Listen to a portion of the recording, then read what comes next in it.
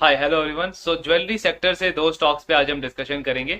Vaibhav global and sky gold. दोनों का model अगर आप देखोगे तो काफी डिफरेंट है। अभी तक जो दो कंपनीज हम कवर करते हैं सेक्टर से, सेनको गोल्ड एंड कल्याण ज्वेलर्स, इनसे काफी डिफरेंट बिजनेस मॉडल है। फोर्थ क्वार्टर के रिजल्ट इनके आ गए हैं तो उसका भी एनालिसिस करेंगे एंड देखेंगे ओवरऑल कहाँ पे बेटर अपॉर्चुनिटी लग रही है करंट लेवल्स पे। सो वैभव ग्लोबल से अगर हम स्टार्ट करें तो इस कंपनी का बिजनेस मॉडल जो है वो वर्टिकली इंटीग्रेटेड मॉडल है इनका। ज्वेलरी सेक्टर के अंदर सबसे यूनिक बिजनेस मॉडल हम बोल सकते हैं इस कंपनी का है। कंपनी ने स्टार्ट तो वैसे B2B सेगमेंट से किया था, ज्वेलरी मैन्युफैक्चरिंग करती थी ये कंपनी B2B, मतलब जैसे टाइटन है, तनिष्क है, रिटेल ज्वेलर्स के लिए ये ज्वेलरी मैन्युफैक्चरिंग करती थी। लेटर ऑन कंपनी ने मैन्युफैक्चरिंग के साथ में खुद ही डिजाइनिंग वगैरह एंड मार्केटिंग वगैरह भी खुद ही करना स्टार्ट कर दिया है। तो इनका मॉडल क्या है बेसिकली, ये कंपनी ग्लोबली 28-29 कंट्रीज से सोर्सिंग करती है रॉ मटेरियल की।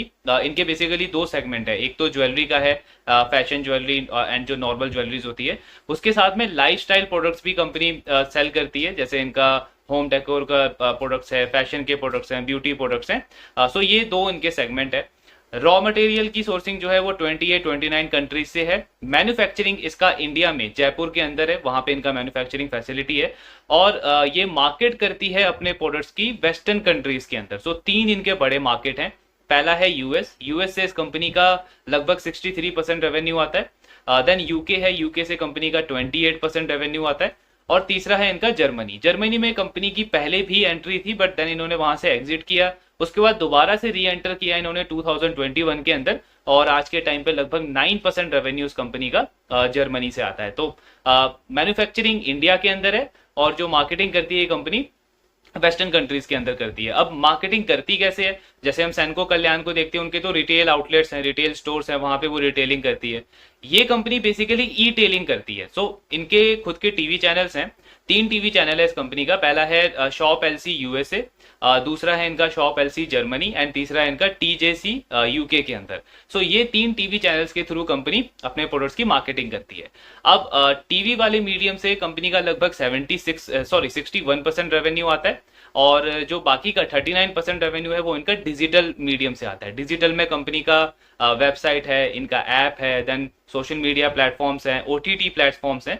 सो इन सारे मीडियम के थ्रू कंपनी का 39% रेवेन्यू आता है। लास्ट कुछ टाइम से अगर आप देखोगे तो इस कंपनी का जो डिजिटल चैनल से जो रेवेन्यू है उसमें बहुत अच्छी ग्रोथ रही है। इनफैक्ट पूरे बिजनेस का जितना ग्रोथ है उससे बहुत अच्छा ग्रोथ इनको डिजिटल चैनल से मिला है।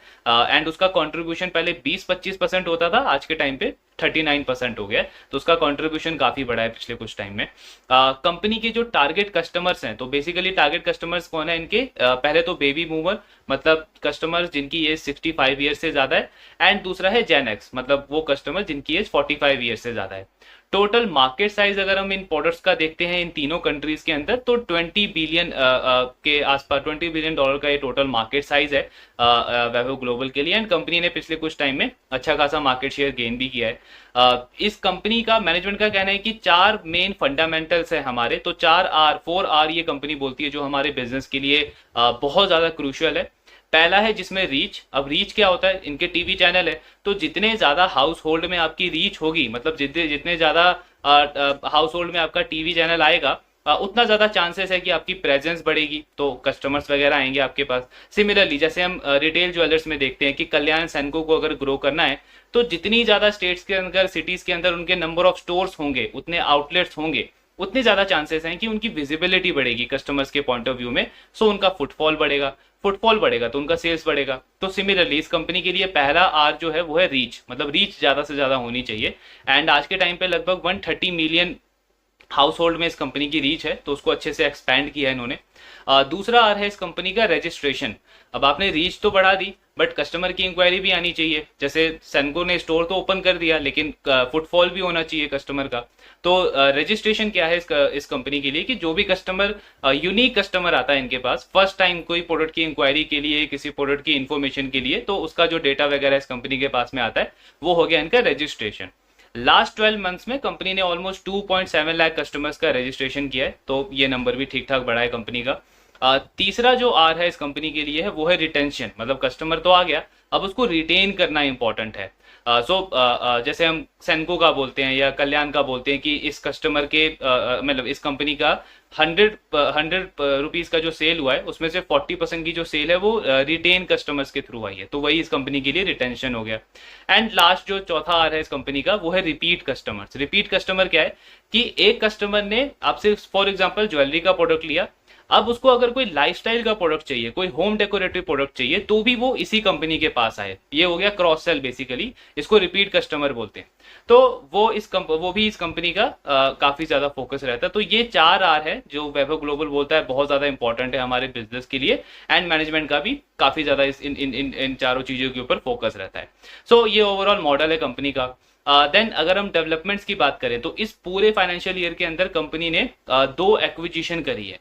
पहला एक्विजिशन किया इन्होंने आइडियल वर्ल्ड करके एक कंपनी है यूके बेस्ड, उनका भी ऐसा ही मॉडल है, वैभव ग्लोबल जैसा टीवी चैनल है उनका। सो उस कंपनी को एक्वायर करने के पीछे पर्पस क्या था कि उनका जो आईटी इंफ्रा है, जो स्टूडियो है, वो वैभव ग्लोबल यूज कर सकता है। तो उसके लिए कंपनी ने उसको एक्वायर किया है।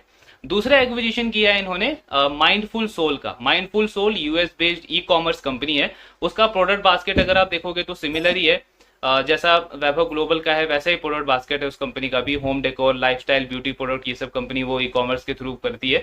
तो उसको एक्वायर करने के पीछे पर्पस क्या है वैभव ग्लोबल का? कंपनी चाहती है कि जो इनका डिजिटल रेवेन्यू आज के टाइम पे 39% आता है वो आगे चल के और इंक्रीज हो, और 50% कंपनी उसको टारगेट कर रही है अगले कुछ सालों के अंदर। तो अब आपको अगर अपना डिजिटल रेवेन्यू बढ़ाना है तो उसके लिए कंपनी ने इसका एक्विजिशन किया, क्योंकि ये कंपनी ऑलरेडी ई कॉमर्स में है।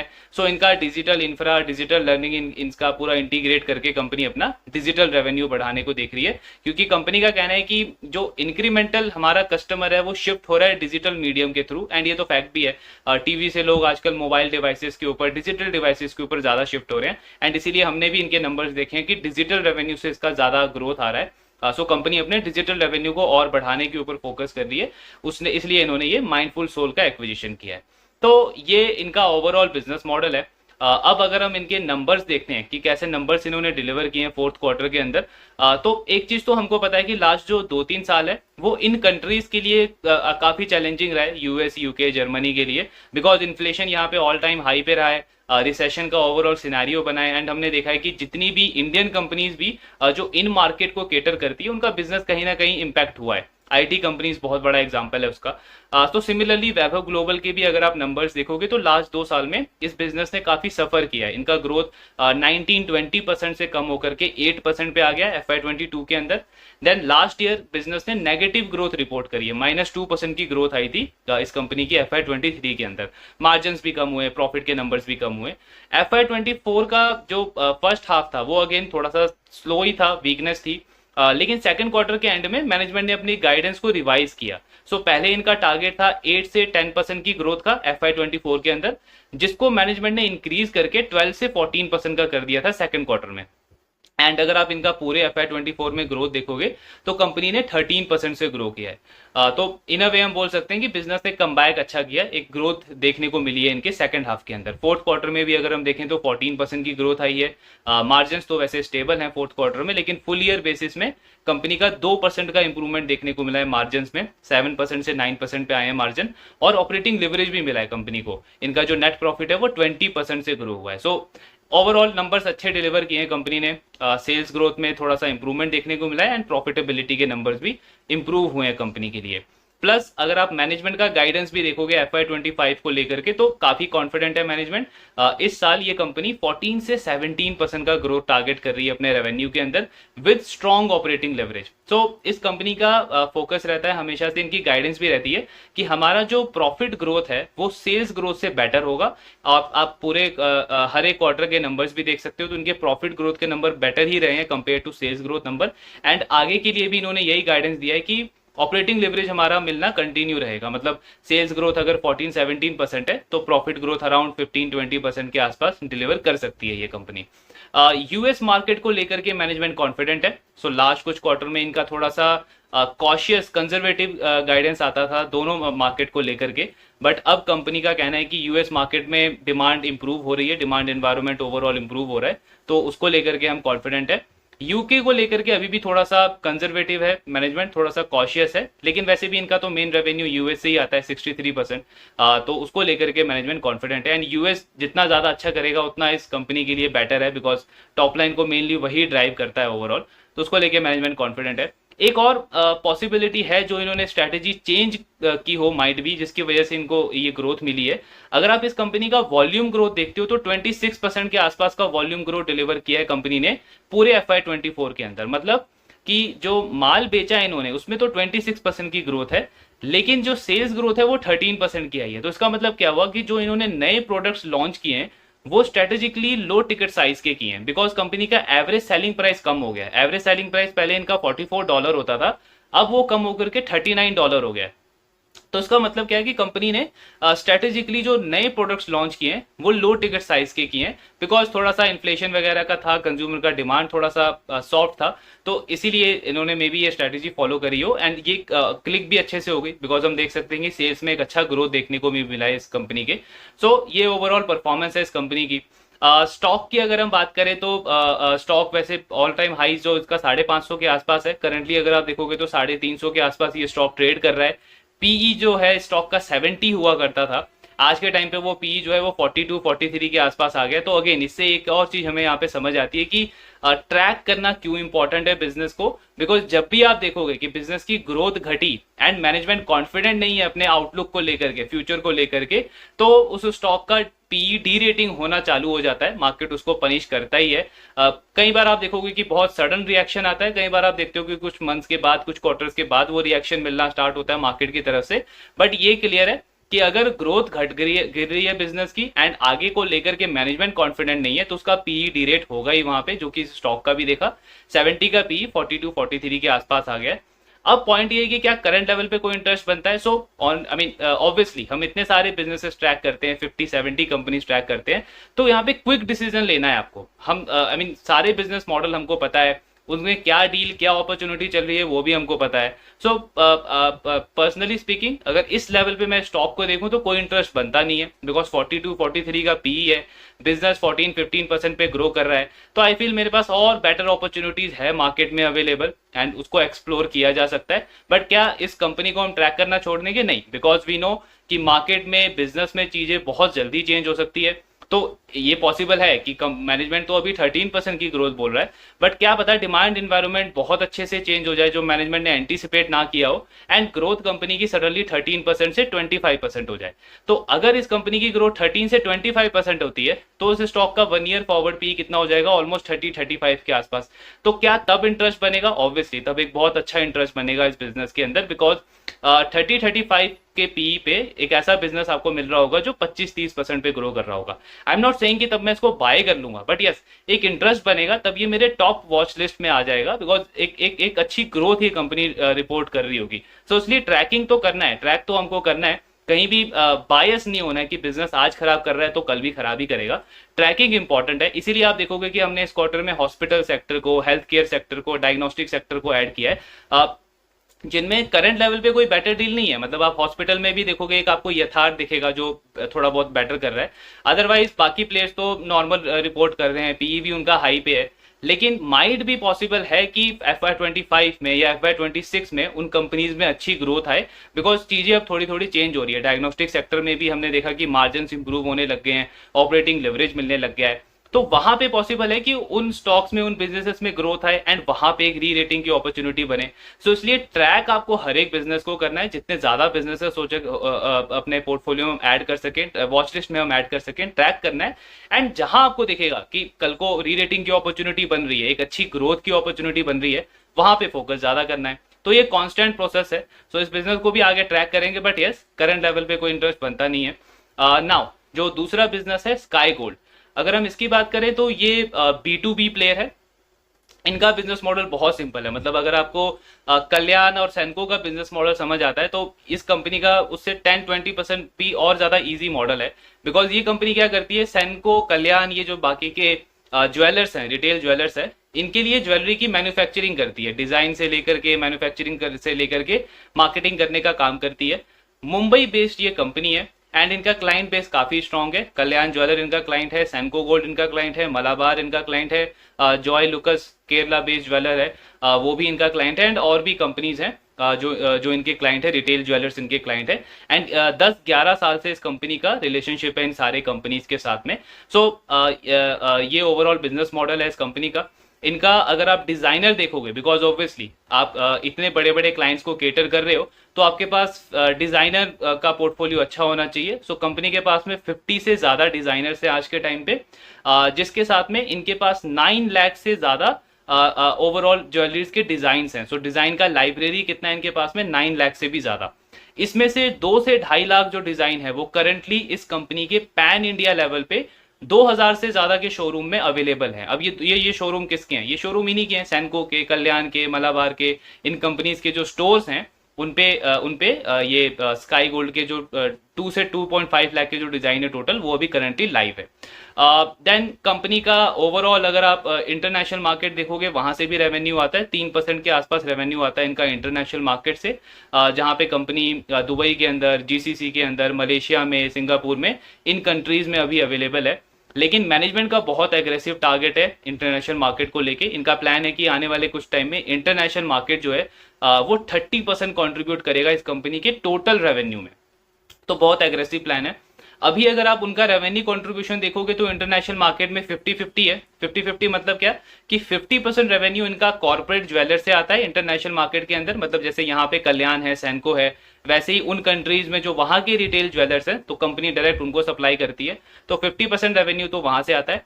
बाकी का 50% रेवेन्यू डिस्ट्रीब्यूटर से आता है, बिकॉज कंपनी हर एक कंट्री के अंदर जाकर इतना डीपली पेनेट्रेट नहीं कर सकती कि स्मॉल रिटेलर्स को भी वो जाके वहां सप्लाई कर पाए, तो इसलिए कंपनी डायरेक्टली वहां पे डिस्ट्रीब्यूटर्स को सप्लाई करती है। वो डिस्ट्रीब्यूटर्स आगे जाके वो स्मॉल छोटे छोटे रिटेलर्स को सप्लाई करते हैं, तो उस वाले मॉडल से कंपनी को 50% रेवेन्यू आता है। इनका कहना है कि इंटरनेशनल मार्केट में इंडिया की जो लाइट वेट ज्वेलरी है उसका बहुत अच्छा डिमांड है, स्ट्रॉन्ग डिमांड है, तो इसलिए मैनेजमेंट काफी ज्यादा कॉन्फिडेंट है इंटरनेशनल मार्केट में अपनी ग्रोथ को लेकर के। सो ये इनका इंटरनेशनल का प्लान है। इंडियन मार्केट में बात करें तो स्काई गोल्ड का सबसे बड़ा एडवांटेज क्या है? एक तो इनका ये एडवांटेज है कि ऑब्वियसली 9 लाख से ज्यादा डिजाइन है। दूसरा ये है कि हर एक कॉर्पोरेट ज्वेलर के लिए कस्टमाइज डिजाइन है, अलग अलग डिजाइन है, एंड ये बिल्कुल होना इंपॉर्टेंट भी है, बिकॉज अगर आप वही सेम डिजाइन सैनको गोल्ड को भी दे रहे हो, वही डिजाइन आप कल्याण को भी दे रहे हो, तो उन दोनों की ग्रोथ इम्पैक्ट करेगी, अफेक्ट करेगी उससे। तो एक तो ये कॉम्पिटेटिव एज है। दूसरा, मैनेजमेंट का कहना है कि क्योंकि हम लास्ट 10-11 साल से इन कंपनीज के साथ में काम कर रहे हैं, तो हमें बहुत अच्छा आइडिया है कि हर एक डेमोग्राफिक में किस तरीके का डिमांड चलता है एंड कैसा प्रोडक्ट चलता है। फॉर एग्जांपल, कंपनी को काफी अच्छे से इस चीज की क्लैरिटी है कि कल्याण का साउथ के अंदर किस तरीके का डिजाइन चलेगा, किस प्राइस पे चलेगा, किस ओकेशन के अंदर चलेगा, वेडिंग में कैसा चलेगा, फेस्टिव सीजन में कैसा चलेगा। सिमिलरली सैनको का कोलकाता के अंदर कैसा डिजाइन वर्क करता है, किस प्राइस टिकट प्राइस के ऊपर वर्क करता है, किस फेस्टिव सीजन में वर्क करता है। सो इन चीजों का कंपनी का कहना है कि हमें बहुत अच्छे से इस चीज की क्लैरिटी है, नॉलेज है, बिकॉज हम लास्ट 10-11 साल से इन कंपनीज के साथ में काम कर रहे हैं। तो पैन इंडिया लेवल पे कैसी डिमांड रहती है किस सीजन में ज्वेलरी प्रोडक्ट्स की, उसका हमें बहुत अच्छा से आइडिया होता है, एंड ऑब्वियसली ये एक बहुत बड़ा कॉम्पिटिटिव एडवांटेज प्रोवाइड करता है कंपनी को। एक और बड़ा कॉम्पिटिटिव एडवांटेज क्या है इस कंपनी का कि स्काई गोल्ड बेसिकली अपने क्लाइंट्स का, मतलब ये जो रिटेल ज्वेलर्स हैं, इनकी सबसे बड़ी प्रॉब्लम सॉल्व करता है। सो इनकी सबसे बड़ी प्रॉब्लम क्या है? इनकी सबसे बड़ी प्रॉब्लम है इन्वेंट्री मैनेजमेंट।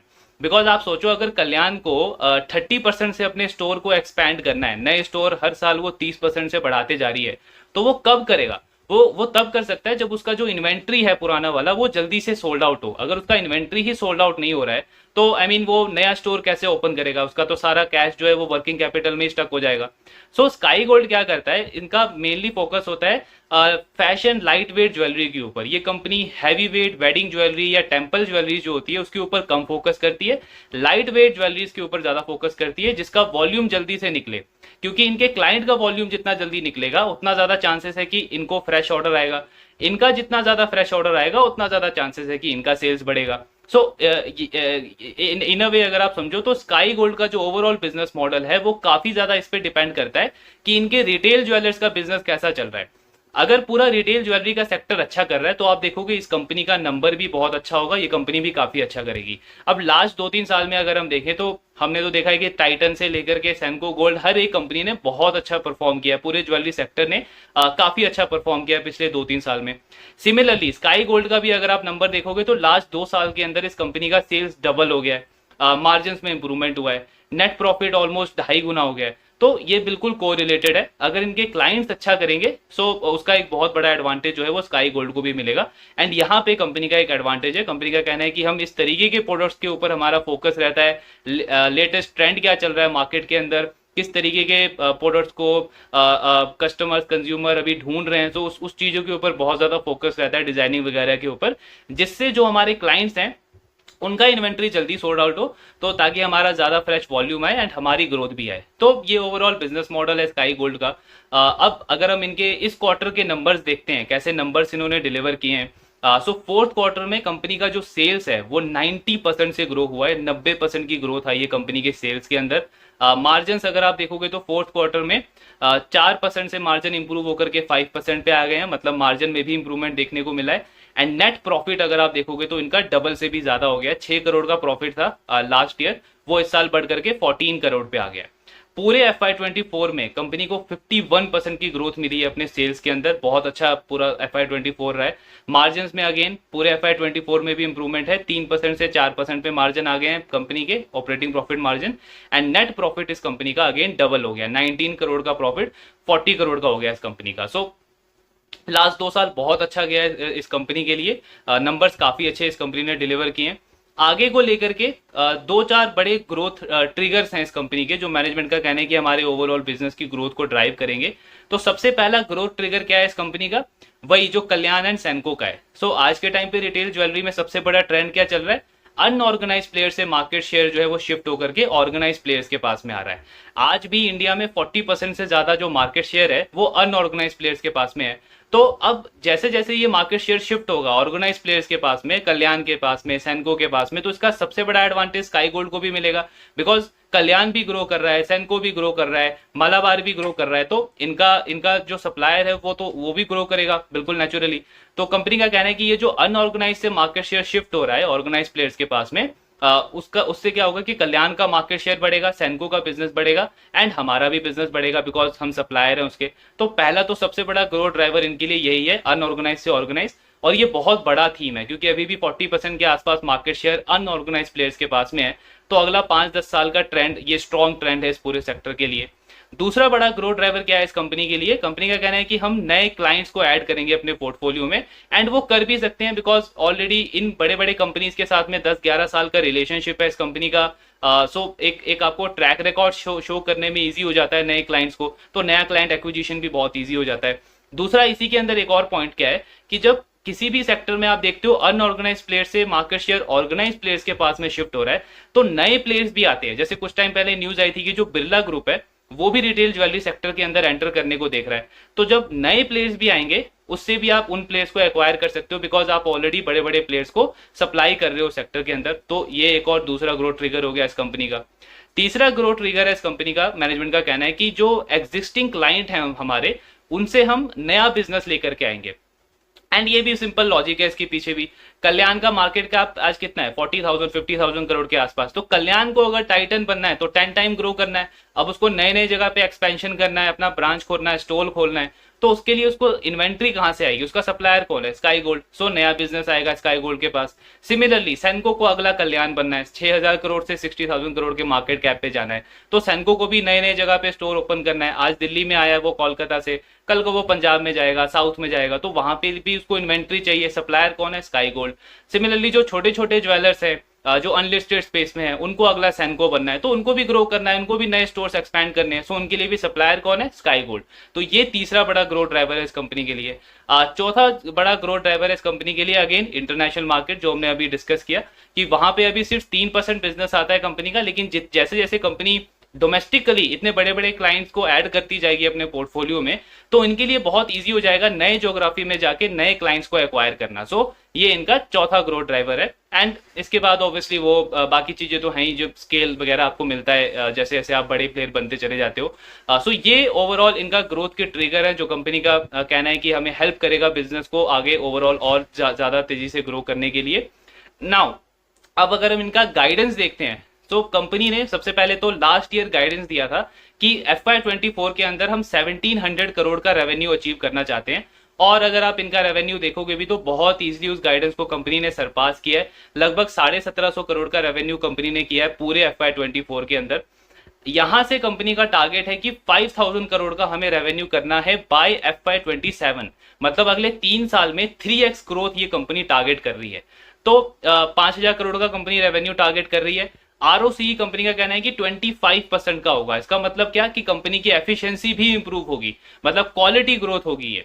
दूसरा पॉइंट क्या है कि कंपनी अपने पैट मार्जिन को 3% तक लेके जाना चाहती है। सो आज अगर आप इनका पैट मार्जिन देखोगे तो 1700 करोड़ पे ये कंपनी लगभग 40 करोड़ का पैट कर रही है, तो 2.2% के आसपास का प्रॉफिट मार्जिन है इस कंपनी का। इनका कहना है कि जो रेवेन्यू ग्रोथ है वो हम 3x करना चाहते हैं, 5000 करोड़ का रेवेन्यू करना चाहते हैं, उस पे हम 3% का पैट मार्जिन करना चाहते हैं। तो 5000 करोड़ पे 3% का पैट मार्जिन मतलब लगभग 150 करोड़ का नेट प्रॉफिट ये कंपनी टारगेट कर रही है अगले 3 साल के अंदर। सो काफी एग्रेसिव ग्रोथ प्लान है इस कंपनी का, एंड ये अचीवेबल भी लगता है बिकॉज पूरा रिटेल ज्वेलरी सेक्टर हम देख रहे हैं कि काफी अच्छा कर रहा है। एंड ओवरऑल सेक्टर में एक काफी अच्छा बड़ा टेलविंड चल रहा है। बड़ा प्लेयर जो है सबसे बड़ा टाइटन, वो भी ऑलमोस्ट 18-20% पे ग्रो कर रहा है। सो ये नंबर अचीवेबल हैं, बट यस आज हमें अब 3 साल का देख करके नहीं चलना है कि ये कंपनी अचीव कर ही लेगी, बिकॉज बिजनेस में चीजें बहुत जल्दी चेंज हो सकती है। सो हो सकता है अगले क्वार्टर में कोई बहुत बड़ा हेडविंड आ जाए इस बिजनेस के लिए, तो वो तो हमको ट्रैक करना है। लेकिन हाँ, नियर फ्यूचर इस कंपनी का अच्छा लगता है बिकॉज लास्ट 1-2 साल में इस कंपनी ने अच्छी ग्रोथ करी है, मार्केट शेयर गेन किया है, नए क्लाइंट्स ऐड करने के ऊपर फोकस है। जो इनके क्लाइंट्स हैं वो काफी अच्छा ग्रो कर रहे हैं। कल्याण सेनको दोनों का ग्रोथ टारगेट काफी स्ट्रांग है FY25 को लेकर के। तो नियर फ्यूचर इस बिजनेस का आउटलुक काफी अच्छा लगता है। दूसरा, अगर स्टॉक की बात करें तो स्टॉक करंटली 38-39 के पी मल्टीपल पे ये स्टॉक ट्रेड कर रहा है। एंड 1 ईयर फॉरवर्ड पी अगर मैं कंजर्वेटिव बेसिस पे 20% का ग्रोथ भी अज्यूम करूं तो भी अराउंड 32-33 के आसपास आता है। सो ऐसा बिजनेस जो 40-50% पे ग्रो कर रहा है, 30% पे ग्रो कर रहा है, लेकिन 1 ईयर फॉरवर्ड पी पे वो 30-32 के पी पे के आसपास अवेलेबल है। तो अगेन इसमें भी कोई ज्यादा कॉम्प्लेक्सिटी करने की जरूरत नहीं, हमको सिंपल समझ आता है कि एक डील जो है वो इंटरेस्टिंग डील है, एक अपॉर्चुनिटी, अच्छी अपॉर्चुनिटी बनती है यहाँ पे, क्योंकि 32-33 का फॉरवर्ड पी है और बिजनेस ऑलरेडी 30-40% की ग्रोथ डिलीवर कर रहा है। तो पी री रेटिंग जो है वो होनी ही चाहिए इस स्टॉक की, अगर परफॉर्मेंस कंपनी की सस्टेन रहती है आने वाले क्वार्टर्स में। इनफैक्ट काफी बड़ी पी री रेटिंग हुई भी है इस स्टॉक की।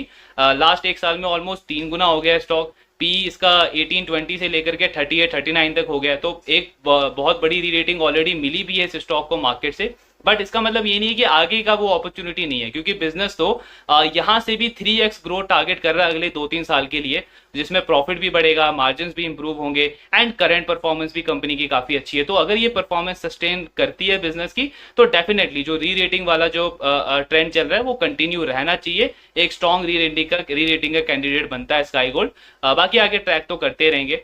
सो दोनों कंपनीज में अगर हम कंपेयर करें तो वैभव ग्लोबल में कुछ खास इंटरेस्ट बनता नहीं है स्टॉक के अंदर, लेकिन yes, Sky Gold as a business बहुत स्ट्रॉन्ग ग्रोथ फेस में है। आगे का आउटलुक काफी एग्रेसिव है, मैनेजमेंट का ग्रोथ प्लान काफी एग्रेसिव है, एंड करंट लेवल अगर हम स्टॉक का देखें तो काफी इंटरेस्टिंग बेट बनता है। इनफैक्ट पूरे ज्वेलरी सेक्टर के अंदर सेनको गोल्ड जो ऑलमोस्ट 40% पे ग्रो कर रहा है, 1 ईयर फॉरवर्ड पी अगेन वही 30-32 है, एंड उसके साथ में स्काई गोल्ड जो कि लगभग 40-50% पे ग्रो कर रहा है, एंड उसका भी 1 ईयर फॉरवर्ड पी जो है वो 32-33 के आसपास आता है।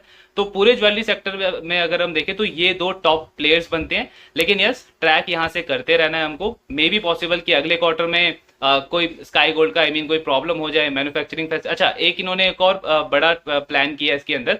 इन्होंने अपनी जो मैन्युफैक्चरिंग फैसिलिटी है उसको और ज्यादा बढ़ाया है, कैपेसिटी को और इंक्रीज किया है। सो आज के टाइम पे कंपनी ऑलमोस्ट 200 से 250 KG gold per month produce करती है, gold jewellery per month produce करती है। इनका टारगेट है कि अगले 3 साल के अंदर इस प्रोडक्शन कैपेसिटी को हमें 700 से लेके 750 केजी तक लेके जाना है। मतलब अपनी प्रोडक्शन कैपेसिटी को भी 3x बढ़ाने का प्लान है कंपनी का। मैन्युफैक्चरिंग फैसिलिटी ऑलरेडी इन्होंने इंक्रीज कर दी है, अब बस उसको यूटिलाइजेशन को बढ़ाना है। तो वो इंक्रीज होगा तो उसका डायरेक्ट इंपैक्ट कंपनी के सेल्स पे पड़ेगा, ग्रोथ पे पड़ेगा। तो सारे फैक्टर्स अगर हम देखें तो हाँ कंट्रीब्यूट, मतलब एक चांस लगता है कि कंपनी उन नंबर्स को अचीव कर सकती है, और करंट परफॉर्मेंस तो ऑलरेडी बिजनेस का अच्छा है ही। सो ट्रैक करने लायक है। करंट लेवल पे डील काफी अच्छी बनती है। बाकी देखते हैं कौन कॉल में मैनेजमेंट का क्या गाइडेंस रहता है FY25 को लेकर के। सो ये ओवरऑल एनालिसिस था दोनों कंपनीज के ऊपर। करंट लेवल पे sky gold and Senco gold दोनों बेटर अपॉर्चुनिटी है पूरे ज्वेलरी सेक्टर के अंदर। बाकी ट्रैक आगे करते रहेंगे, एंड जो भी आपके डाउट्स है do let me know in the comment box. Thank you very much.